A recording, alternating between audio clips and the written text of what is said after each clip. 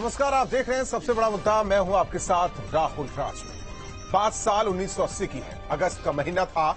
आजादी के महोत्सव के जश्न के पहले देश ईद की खुशियों में डूबा था। यूपी के मुरादाबाद में ईद के दिन सुबह की नमाज ईदगाह में शुरू हुई। करीब 50,000 से ज्यादा नमाजी थे, इसलिए ईदगाह से लेकर सड़कें तक भरी थी। तभी अफवाह उड़ी कि धार्मिक नजरिए से प्रतिबंधित एक जानवर नमाज के बीच में घुस गया है। अफवाह आक्रोश में बदल गया। पत्थरबाजी शुरू हो गई। भगदड़ के बीच गोलियां चलने लगी। कत्लेआम शुरू हो गया। त्योहार दंगे में बदल गया। सरकारी आंकड़ों के मुताबिक 83 लोगों की जान गई। जांच के लिए न्यायिक आयोग बना। 3 साल में आयोग ने रिपोर्ट भी सौंप दी, लेकिन तब से कई सरकारें आई, लेकिन जांच रिपोर्ट सार्वजनिक करने की हिम्मत कोई नहीं कर सका। अब 40 साल बाद योगी सरकार ने इस रिपोर्ट को विधानमंडल में रखने का फैसला किया है। ऐसे में तमाम सवाल उठते हैं। मुरादाबाद फाइल्स में किसका नाम? 40 साल तक क्यों छिपाई गई रिपोर्ट? दंगे की जांच से किसका खुलेगा राज? 40 साल बाद कौन कौन होगा बेनकाब? चुनाव में मुरादाबाद दंगा क्या मुद्दा बनेगा? इन्हीं सवालों के साथ मेहमानों से चर्चा। उससे पहले एक रिपोर्ट।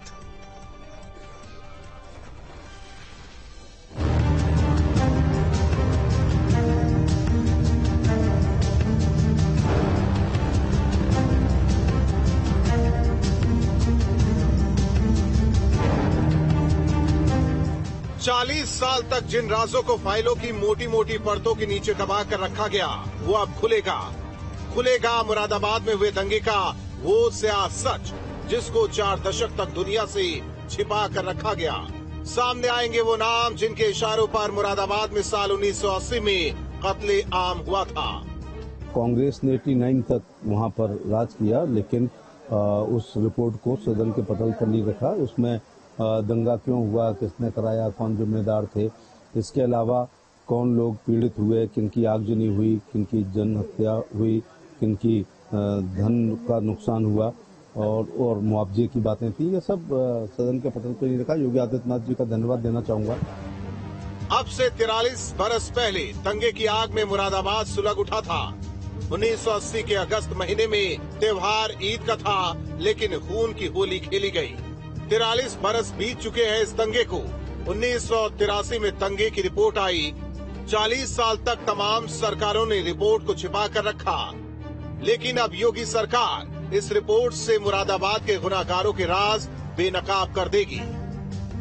1980 के बाद में आयोग बना, जांचें हुई और बड़ा आश्चर्यजनक है कि 1980 से और अब तक की वो सार्वजनिक नहीं हुई और जनता के बीच नहीं आई कि उसमें क्या हुआ। और माननीय मुख्यमंत्री ने निर्णय लिया है तो स्वागत के योग्य है और जनहित का है, जनता को जानना चाहिए। 40 साल पुरानी मुरादाबाद दंगे की रिपोर्ट उन तमाम किरदारों को बेनकाब करेगी जिनके इशारों पर मुरादाबाद शहर को जला दिया गया। उन दंगों का दर्द आज भी ताजा है। बात अगस्त 1980 की है, जब ईद का त्योहार मनाया जा रहा था। मुरादाबाद की ईदगाह में 50,000 से ज्यादा नमाजी थे। तभी अफवाह उड़ी कि धार्मिक दृष्टि से प्रतिबंधित एक जानवर नमाज के बीच में घुस गया है। इस अफवाह ने आक्रोश का रूप ले लिया और फिर पत्थरबाजी शुरू हो गई। भगदड़ के बीच गोलियां चली और त्योहार दंगों में बदल गया। सरकारी आंकड़ों के हिसाब से दंगों में 83 लोगों की जान गई। जांच के लिए न्यायिक आयोग बना और 20 नवंबर 1983 को आयोग ने रिपोर्ट सौंप दी, मगर वो रिपोर्ट आज तक बाहर नहीं आई। बाहर आया तो सिर्फ वो दर्द जो आज भी मुरादाबाद के लोगों के जहन में ताजा है। कहाँ कहाँ खोजा आपने, किस किस तरीके से मेहनत की? उस हिंदुस्तान में कौन सी ऐसी जगह है? किसी ने बताया वहाँ देखो तो वहाँ भी गए थे। अंडमान निकोबार भी गए, मेरे बड़े वाले भाई अंडमान निकोबार भी गए थे, बॉम्बे भी गए थे, कहीं नहीं मिले। काला पानी खिलाया था, हमने नाम ही सुना, हमने देखा नहीं। भाई गए थे हमारे।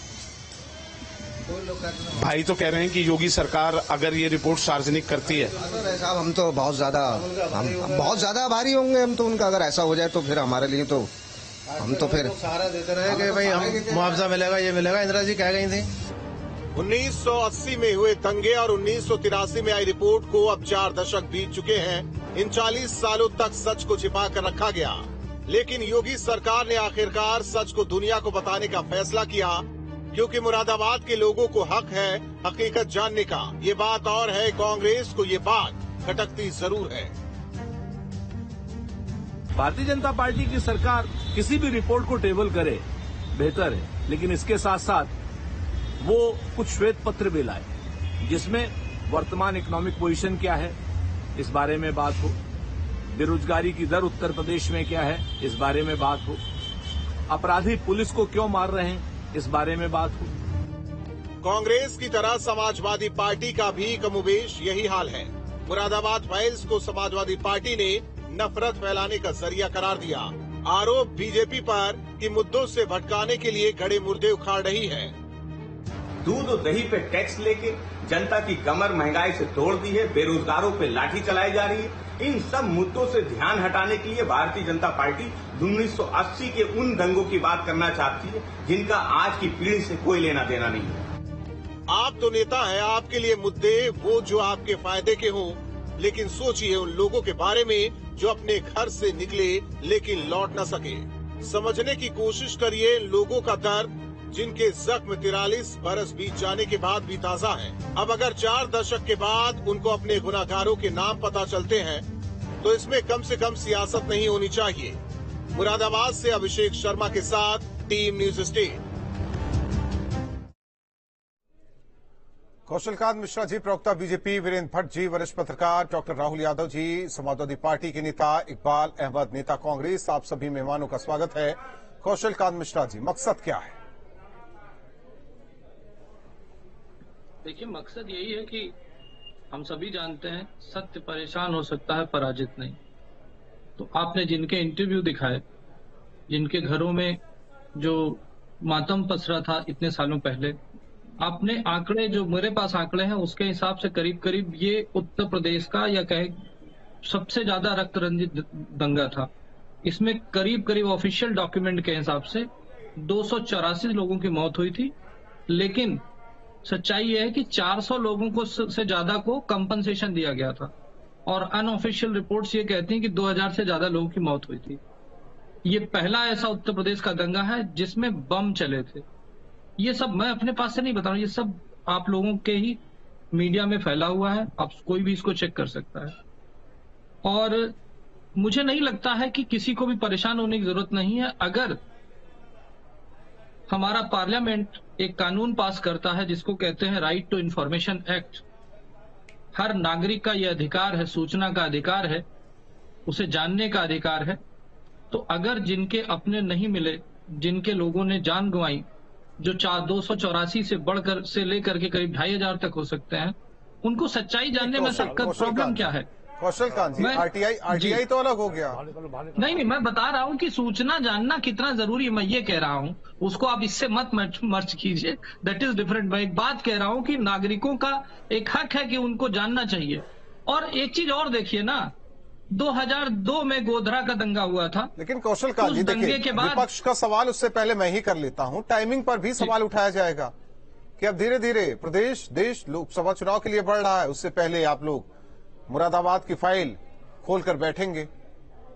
देखिए, अच्छा ये बताइए, जो पाप के घड़े इन्होंने छुपा करके रखे हुए हैं तुष्टीकरण की राजनीति के चलते हुए, हमेशा हमारे देश में कब ऐसा समय नहीं होता कि जब कहीं न कहीं चुनाव नहीं होने वाले होते या हो नहीं रहे होते। तो अगर इस तरीके से हम चले तो कभी हम कोई भी पॉलिसी के डिसीजन ले नहीं सकते, क्योंकि हर चीज को चुनाव से देखा जाएगा। अभी तक जो किया जा रहा था वो निकाय चुनाव के लिए किया जा रहा था, उसके पहले जो किया जा रहा था वो विधानसभा के चुनाव के लिए किया जा रहा था, उसके पहले जो किया जा रहा था वो लोकसभा के चुनाव के लिए। तो ये तो चुनाव तो एक सतत प्रक्रिया है ना। इसका ये मतलब नहीं है कि हम चीजों की जांच करना और जांच की रिपोर्ट जो ऑलरेडी हो चुकी है 40 साल से कर क्या रही थी, मुझे ये बताइए। वहीं मुझे खत्म करने दीजिए, बस 1 मिनट में 30 सेकंड में खत्म कर रहा हूं। आप गोधरा का दंगा देखिए, उसके बाद एसआईटी बनती है, सीबीआई जांच होती है, सब लोग जांच कर लेते हैं, रिपोर्ट आती है, कोर्ट में केस होता है, सुप्रीम कोर्ट से क्लीन चिट मिल जाती है। क्या प्रॉब्लम है? अगर जब आप देखिए ना किस तरीके से एक तरफ जहां पे दंगा होता है वहां की सारी और रिपोर्ट भी आके मेहमान सुप्रीम कोर्ट में फाइल हो इकबाल जाती अहमद है। जी, इकबाल अहमद जी, बीजेपी का कहना है कि सबके सामने आना चाहिए, फिर इसमें गुरेज क्यों?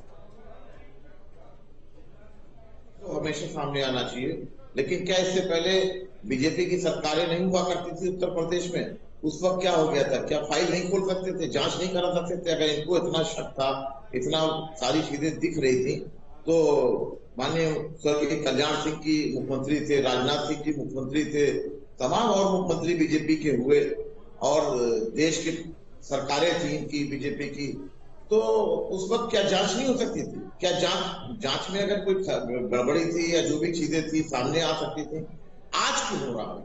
आज नहीं, मैंने टाइमिंग पर सवाल कर लिया। देखिए, जो आपका सवाल था वो मैंने पहले कर लिया जी।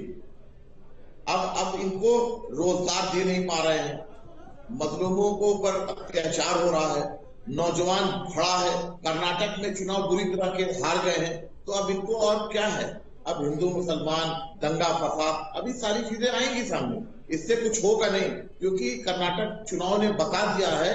अब सिर्फ रोजगार की बात होगी, काम की बात होगी, और ये सारी चीजें खत्म, धर्म और जात की राजनीति खत्म हो चुकी।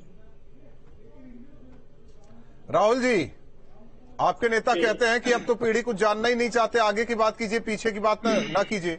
बीजेपी पीछे की बात कर रही है। नहीं, मैं स्पष्ट कर दूं, मैं बता दूं कि दरअसल राजनीतिक दलों को राजनीतिक लाभ लेने के लिए सांप्रदायिकता का सहारा लेना पड़ता है, और इसके बीच 1980 से लेकर के आज तक 40 सालों में कई बार बीजेपी की सरकार बनी, सरकारें बदलती रही। बीपीसी की सरकार थी उस घटना के समय, ये कभी भी इस रिपोर्ट को सार्वजनिक कर सकते थे। सबके अंदर ये जिज्ञासा है जानने की इस रिपोर्ट में आखिर क्या है। हमारे अंदर भी जिज्ञासा है, ये अच्छी बात है, और इस रिपोर्ट को सार्वजनिक किया जा रहा है, विधानसभा में पटक के रखा जाएगा, एक अच्छी बात है। लेकिन बीजेपी पहले से ही ध्रुवीकरण में और सांप्रदायिकता में चूंकि माहिर है, तो इसका राजनीतिक लाभ लेगी, इसकी आशंका है। लेकिन मुझे ऐसा लगता है कि बीजेपी को इस रिपोर्ट को सार्वजनिक करने के बाद थोड़ा सा शांति पर, करुणा पर, धर्मनिरपेक्षता पर, बंधुत्व पर भी चर्चा करनी चाहिए। देश में अच्छा संदेश आएगा। कर्नाटक चुनाव में सांप्रदायिकता को नकार दिया, तो इसे बीजेपी सबक लेगी। वीरेंद्र सर, सवाल इस बात को लेकर, टाइमिंग को लेकर सवाल, क्या इसे हम लिंक कर सकते हैं 24 के चुनाव को लेकर, और जो सियासी दलों के सवाल है ये जायज है? क्योंकि अगर सवाल करने बैठ जाए तो सियासी दलों से भी वो विपक्षी दल जिनकी सरकारें भी रही हैं, उनमें भी तो हिम्मत नहीं रही कि इसे सार्वजनिक कर दिया जाए। एक बात स्पष्ट कर दी, एक बात ये स्पष्ट कर दीजिए, ये कोई सांप्रदायिक दंगा नहीं था, ये कोई हिंदू मुसलमान का दंगा नहीं था। और 1980 में उस समय मुख्यमंत्री विश्वनाथ प्रताप सिंह थे, और जून 80 में ही उनकी सरकार बनी थी, और डेढ़ महीने के अंदर रमजान का, उस समय रमजान के बाद ईद आ गई थी, और ईदगाह के अंदर के सामने ही वाल्मीकि बस्ती थी, तो वहां से सुअर जो है ईदगाह में घुस गया था, जिसको लेकर के तनाव हुआ था, और नमाजियों में पुलिस के बीच में विवाद हुआ था, और उसमें एक पुलिसकर्मी की पीट के हत्या हो गई थी। और उस समय पुलिस के पास उपकरण के नाम पर केवल टीयर गैस शेल थी या कुछ या बंदूकें थी। आज की तारीख में जो आपके पास रॉयट को कंट्रोल करने के लिए जितने मॉडर्न इक्विपमेंट आज मौजूद हैं, वज्र वाहन है, वाटर कैनन है, रबर बुलेट्स है, बहुत सी चीजें हैं, तब कुछ नहीं था। तो ये टकराव मुसलमानों और पुलिस के बीच में था, जो कि और जिसने बहुत उग्र रूप ले लिया था, और उसके बाद पुलिस ने दंगे को रोकने के लिए दमन बहुत बड़े स्केल पे किया था, जिसके ऊपर आरोप लगे थे कि बहुत लोगों को बैक कर दिया गया, उनकी लाशें नहीं मिली, और इसी तरह का दंगा 1986 में मेरठ के मलियाना में हुआ, हाशिमपुरा में हुआ, जहां पे मलियाना में मुसलमानों को लाइन में खड़ा करके पुलिस ने गोली मार दी, और अभी हाल में वो सारे पीएसी के जवान जो उसमें एक्यूज थे, सारे के सारे आरोपों से मुक्त हो गए। तो आज अगर यूपी गवर्नमेंट ने इस रिपोर्ट को टेबल करने का फैसला किया है, तो ये बात सामने अब आएगी कि 1980 के बाद से 1980 से 89 तक कांग्रेस की सरकार रही, फिर जनता दल की सरकार रही, समाजवादी पार्टी की सरकार रही, बसपा की सरकार रही, इस बीच में बीजेपी की भी सरकार रही। 2 बार कल्याण सिंह मुख्यमंत्री हुए, राजनाथ सिंह मुख्यमंत्री हुए और रामप्रकाश गुप्ता मुख्यमंत्री हुए। तो ये सवाल अब उठेगा कि कांग्रेस की सरकारों ने, जनता दल की सरकार में मुलायम सिंह यादव ने या बहुजन समाज पार्टी की सरकार में, अखिलेश यादव की सरकार में मुरादाबाद दंगे की रिपोर्ट की सुध क्यों नहीं ली गई? दंगा क्यों हुआ था? कौन लोग जिम्मेदार थे? उनके खिलाफ कार्रवाई करने का प्रयास क्यों नहीं किया गया?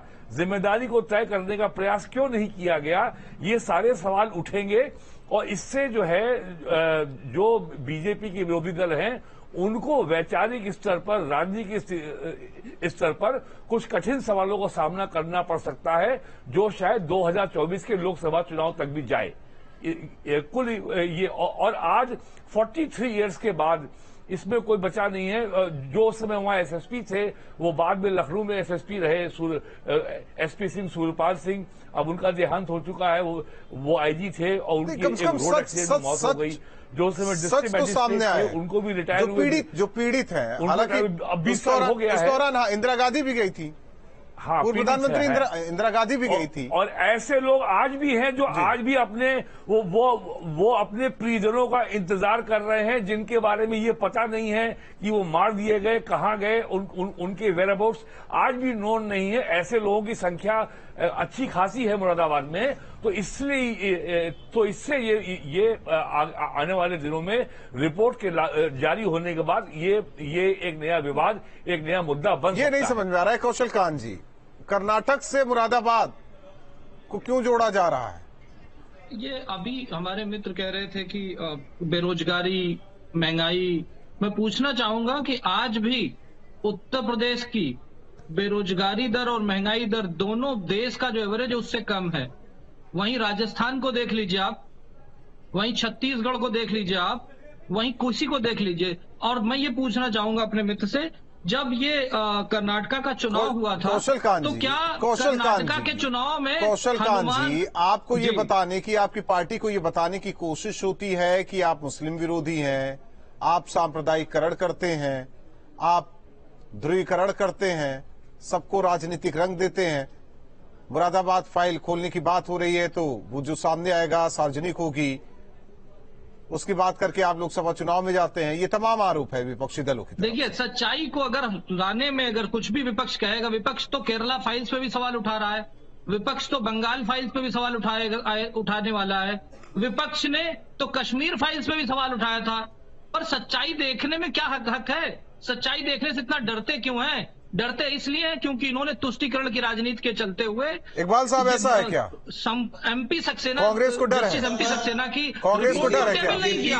आप मुझे बताइए ना, इतने सालों तक इकबाल अहमद साहब, कांग्रेस को डर है क्या?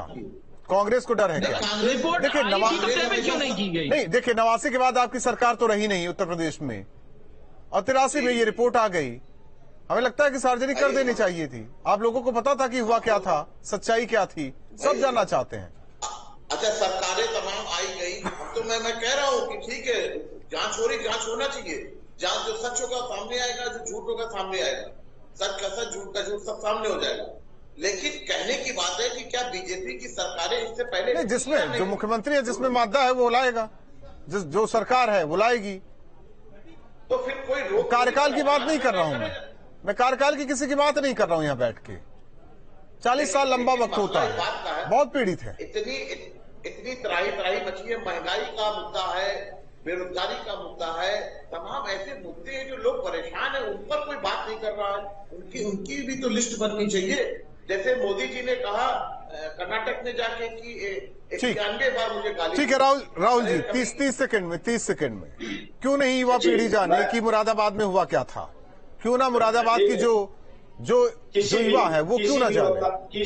किसी भी लोकतांत्रिक देश में इस तरह के दंगे उस समाज के लिए धब्बे हैं, काले धब्बे के समान है। और अगर इसके जो दंगे के संदिग्धता है बेनकाब हो रहे हैं तो एक अच्छी बात, और सबके अंदर जिज्ञासा है जानने की उसके दोषी कौन है। लेकिन ध्रुवीकरण और सांप्रदायिकता की ओर मुझे ऐसा लगता है कि ये चुनावी लाभ लेने के लिए है। और अभी जैसा इन्होंने बताया कि ये सांप्रदायिकता नहीं थी, आपस में मामला था, या कोई दोषी कौन है, ठीक है, मुआवजे अभी भी दिए जा सकते हैं, लेकिन कितना देरी, 40 साल के बाद अगर गणित मजदूर उठाए जा रहे हैं तो इसमें ये मुलायम सिंह की सरकार थी, अखिलेश यादव की भी सरकार थी, नहीं क्यों नहीं मानता रहा थे? नहीं ला देते। ये भी कह रहा हूँ कि नहीं, मैं तो ये भी कह रहा हूँ कि बीजेपी की सरकार पिछले 6 साल मैं कहता हूँ, मैं खुद कह रहा हूँ, मैं टाइमिंग पर सवाल मैं खुद उठा रहा हूँ, आप क्या उठाएंगे? चलिए, आप चारों मेहमानों का बहुत बहुत धन्यवाद। तो 83 रिपोर्ट आई 40 साल बाद, अब रिपोर्ट को विधानमंडल के पटल पर रखा जाएगा, यानी कि मुरादाबाद में 1980 में अगस्त का महीना, ईद का त्योहार, उसके लिए नमाज अदा करने के लिए ईदगाह में लोग इकट्ठा थे। हुआ क्या था, कितने पीड़ित थे, कितने मारे गए, क्या कुछ रहा, वो जब रिपोर्ट सामने आएगी तो सच सबके सामने होगा। लेकिन सवाल ये कि हर एक मुद्दे को सियासी चश्मे से क्यों देखा जाता है? सवाल टाइमिंग को लेकर भी उठ रहे हैं कि बीजेपी ऐसे वक्त में आखिर इस दंगे की रिपोर्ट को क्यों पटल पर रखना चाहती है, सरकार क्यों रखना चाहती है, ये भी एक अहम सवाल है। सबसे बड़ा मुद्दा में बस इतना ही।